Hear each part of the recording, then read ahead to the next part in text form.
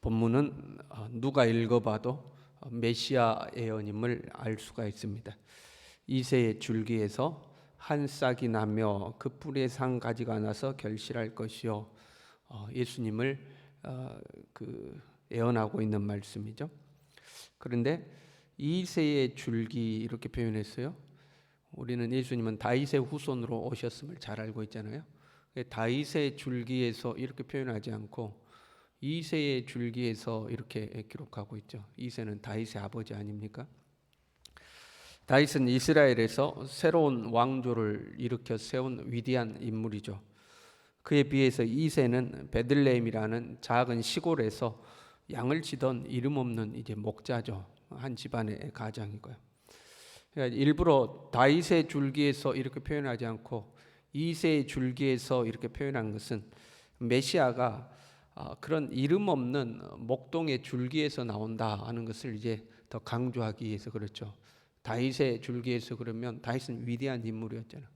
그러나 이새는 그렇게 위대한 인물이 아니죠. 그래서 그렇게 위대해 보이지 않는 사람의 후손으로 오셨음을 이제 강조한 거죠.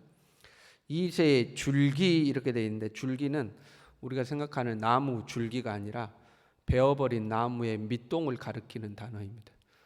베어버린 나무의 밑동에서부터 싹이 나가지고 열매를 맺는다 그런 거죠.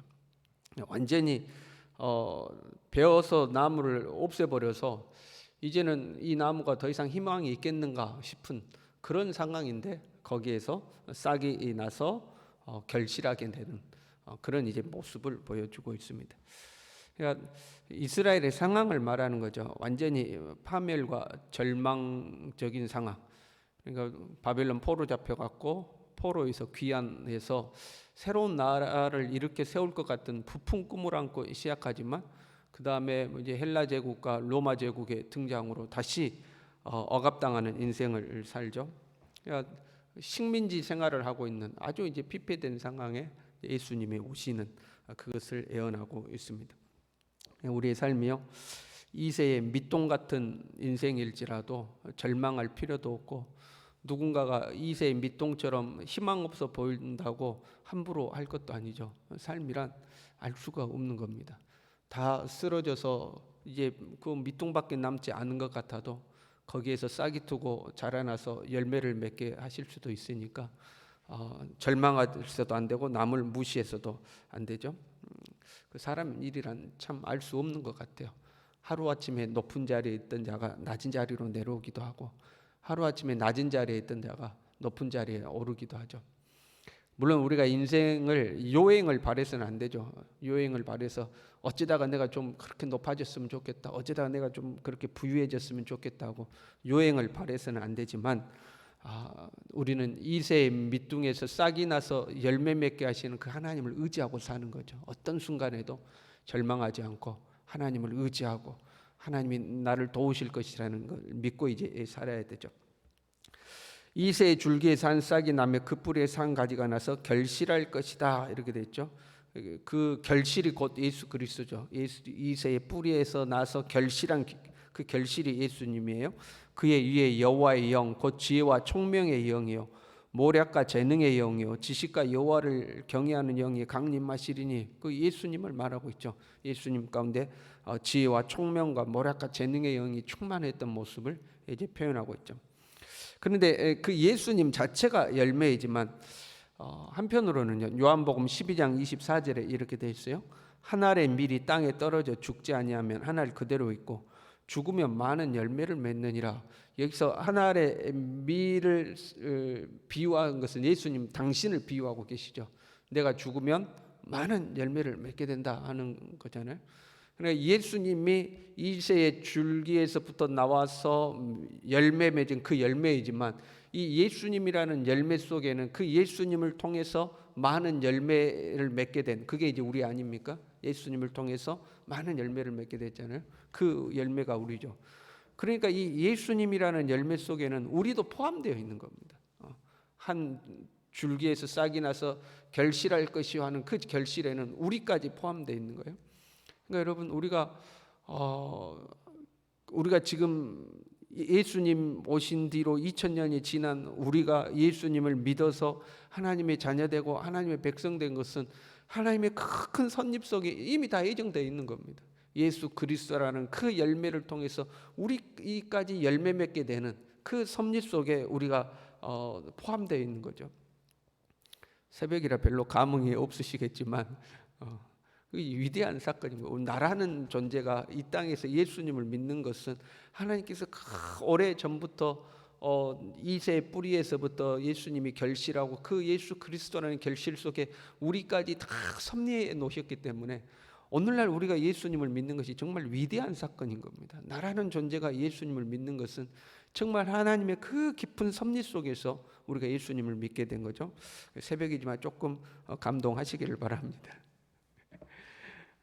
그 지혜와 총명, 모략과 재능으로 가득한 이 메시아, 그분이 오시면 무슨 일을 하는가?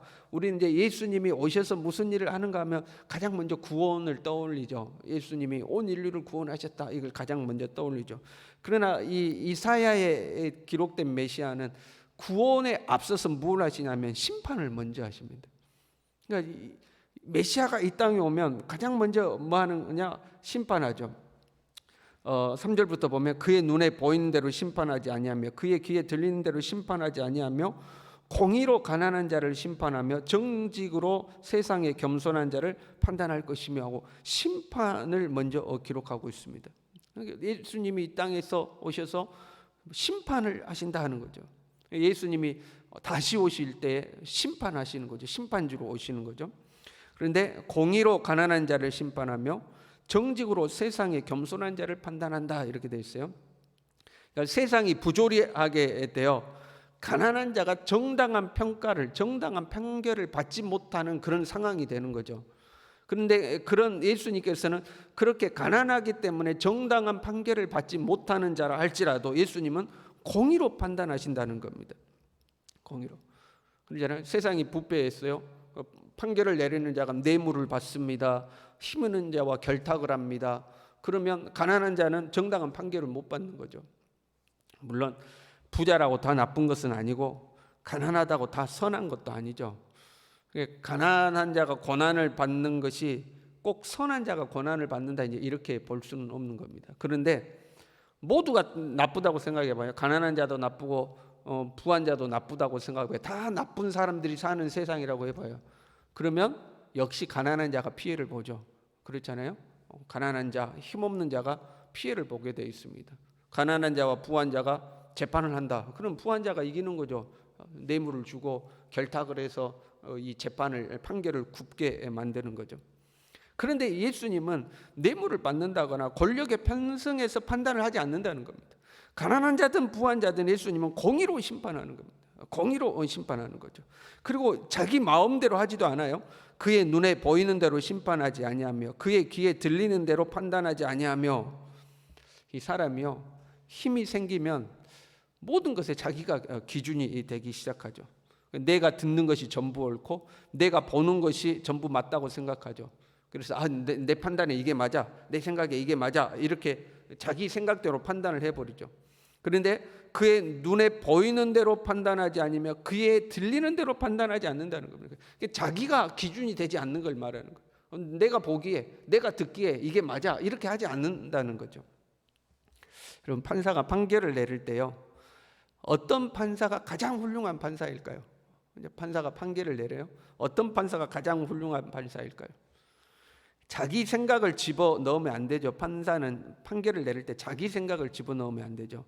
사건을 객관적으로 보고 객관적인 사실에 대해서 법전에 비추어서 판결을 하는 거죠. 그렇잖아요. 법전에 비추어서 정확하게 사건을 보고 그 사건에 대해 사건을 법전에 비추어서 이 법전에 의하면, 법에 의하면 이것은 이렇다라고 판결을 내려야 가장 이제 훌륭한 판사라고 할 수가 있겠죠. 그러면 우리의 법전은 무엇이냐는 거죠. 우리가 판결을 받을 때 우리의 법전은 무엇이냐? 그의 입에 막대기로 세상을 치며 그의 입술의 기운으로 악인을 죽일 것이다, 이렇게 되어 있습니다. 입의 막대기, 입술의 기운, 이것은 다 말씀을 상징하고 있죠. 요한계시록에도 보면 예수님을 그 입에서 좌우에 날성 검이 나오는 분으로 표현하고 있고, 그의 입에서 이양검이 나오니 그것으로 만국을 친다 이렇게 되어 있죠. 예수님의 말씀으로 세상을 이제 심판하시는 거예요. 판단하는 거예요. 그러니까 하나님의 심판의 기준은 말씀입니다. 나중에 주님이 우리를 심판하실 때 아니 우리한테 기준도 안 줘놓고 이래라 저래라 기준도 없이 왜 나를 그렇게 판단하십니까? 우리가 그런 말을 할 수 없는 것이 하나님은 이미 우리에게 이 말씀이라는 기준을 주셨어요. 그래서 이 말씀에 비추어서 판단을 하시는 거예요. 그때 우리가 주님하고 나 사이에 좀 봐주십시오 하고 뇌물 줘도 안 통하는 거예요. 주님한테 그게 안 통하는 거예요. 좀 살다 보면 그럴 수도 있지 뭐 그런 것 갖고 그러십니까? 그런 변명이 안 통하는 거예요. 가난한 자라 할지라도 부한 자라 할지라도 공의로 판단하시는데 그 공의의 기준이 무엇이냐? 하나님의 말씀으로 판단하시는 거예요. 하나님의 말씀에 비추어서 세상을 판결하시는 거죠. 우리가 사는 세상에서는 말씀대로 사는 사람이 무시를 당하고 조롱을 당해요. 말씀대로 살면 무시당하고 조롱당해요. 가난한 자가 의로움에도 불구하고 부당한 판결을 받는 시대 상황과 비슷한 거죠. 말씀대로 사는 자가 의롭게 살지만 여러분 말씀대로 살면 의롭고 정직하고 선할 수밖에 없잖아요. 하나님의 말씀은 그걸 가르치니까 의롭게 살아야 되고 정직하게 살아야 되고 선하게 살아야 함을 가르치기 때문에 말씀대로 사는 사람은 의롭고 정직하고 선할 수밖에 없어요. 그런데 세상은 조롱하죠. 말씀대로 사는 사람을 비난하죠. 조롱하고 놀리죠. 똑같은 거예요. 시대가 악해서 가난한 자가 의롭지만 부유한 자가 자기의 권력을 가지고 가난한 자를 부당하게 판결을 내리는 것과 똑같은 거죠. 말씀대로 사는 사람이 하나님의 말씀대로 사는데도 조롱받고 이제 비난받고 손가락질을 당하는 거죠. 그럼에도 불구하고 예수님이 온 세상을 심판하실 그때에 예수님은 정당한 판결을 내리시는 거죠. 정당한 판결을 내리시는 거죠. 세상이 보기에는요, 하나님의 말씀대로 사는 사람들이 마치 이새의 밑동처럼 보일 때가 있어요. 별 볼품 없는 것들이 교회 다닌다고 이렇게 생각하는 거죠. 하나님의 말씀대로 사는 자가 이새의 밑동처럼 보일 때가 있어요. 그러나 하나님은 그런 우리를 통해서 싹이 나게 하시고 결실 맺게 하시는 하나님이신 줄로 믿습니다. 이 하나님을 믿고 의지하고 어떤 순간에도 하나님의 말씀의 기준을 쫓아 살아가는 우리의 삶이 될 수 있기를 바랍니다. 기도하겠습니다.